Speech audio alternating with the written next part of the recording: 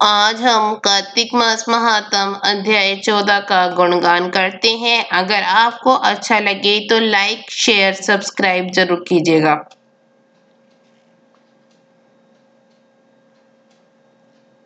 हे राजन, इस प्रकार उसको धर्म पूर्वक राज्य करते देखकर देवता क्षुब्ध हो गए। उन्होंने देवादिदेव भगवान शंकर का मन में स्मरण करना प्रारंभ कर दिया। कितने ही प्रकार से स्तुति की, तब भक्तों की कामना पूरी करने वाले शंकर जी ने नारद जी को बुलाकर देव कार्य करने की इच्छा से उनको देवपुरी भेजा। शंकर भक्त नारद भगवान शंकर की आज्ञा से देवपुरी में गए। इंद्र आदि सभी देवता व्याकुल हो शीघ्रता से उठकर श्री नारद जी की स्तुति करने लगे। उत्कंठा भरे दृष्टि से सबने नारद जी की ओर देखा। अपने सब दुखों को कहकर उन्हें नाश करने की प्रार्थना की। नारद जी ने कहा, मैं सब कुछ जानता हूँ, इसलिए अब मैं दैत्यराज जलंधर के पास जा रहा हूँ। ऐसा कहे देवताओं को आश्वासन देकर श्री नारद जी जलंधर की सभा में आए। जलंधर ने नारद जी के चरणों की पूजा कर हंसते हुए कहा, हे ब्राह्मण, कहिए आप कहाँ से आ रहे हैं और कहाँ कहाँ पर आपने क्या क्या देखा, यहाँ कैसे आए हैं? मेरे योग्य जो सेवा हो उसके लिए मुझे आज्ञा दीजिए।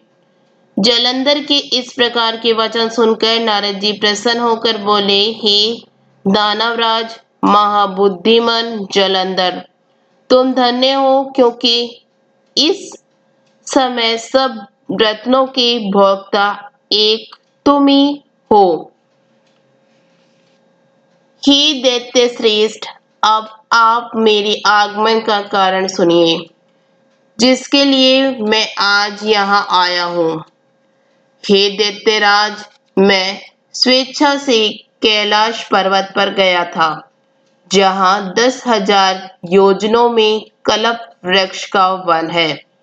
वहां पर मैंने सैकड़ों कामधेनुओं को घूमते देखा तथा यह भी देखा कि वह वन चिंतामणि से प्रकाशित परम दिव्य अद्भुत और सब स्वर्णमय है।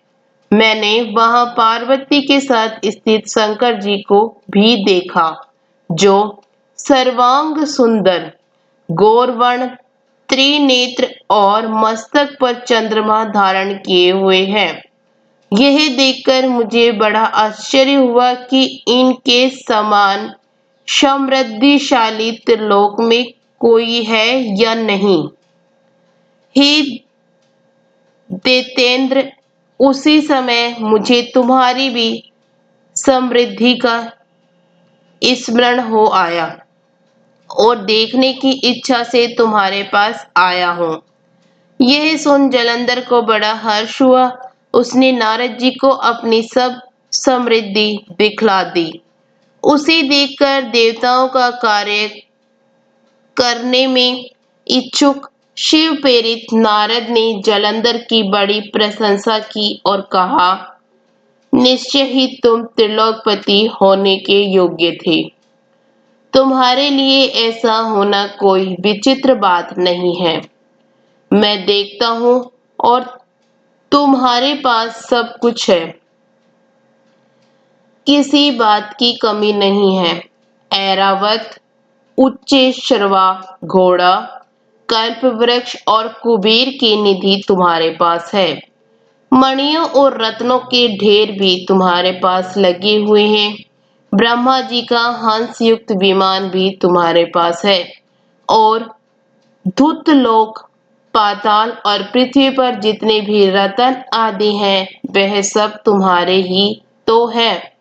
मैं तुम्हारे इस प्रकार के रतन ऐश्वर्य को देखकर बड़ा प्रसन्न हूँ, परंतु तुम्हारे पास कोई स्त्री रतन नहीं है, इसलिए तुम्हारा यह सब कुछ फीका है। तुम कोई स्त्री रत्न ग्रहण करो। नारद जी के इस प्रकार के वचन सुनकर दैत्य काम से व्याकुल हो गया।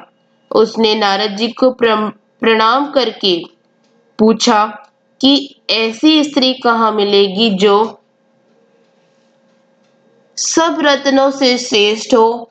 यदि ऐसा रत्न कहीं मिले तो मैं उसे अवश्य लाऊंगा। देवर्षि नारद बोले, ऐसा रत्न तो कैलाश पर्वत पर योगी शंकर के पास ही है। उनकी सर्वांग सुंदर पत्नी देवी पार्वती बहुत ही मनोहर है। उसके समान सुंदरी मैंने आज तक नहीं देखी। शंकर से बढ़कर समृद्धिवान दूसरा कोई नहीं है। उसकी इस रतन की महिमा तीनों लोकों में कहीं पर भी नहीं है। तभी तो परम विरक्त आत्मा राम शंकर भी उसके वश में हो गए।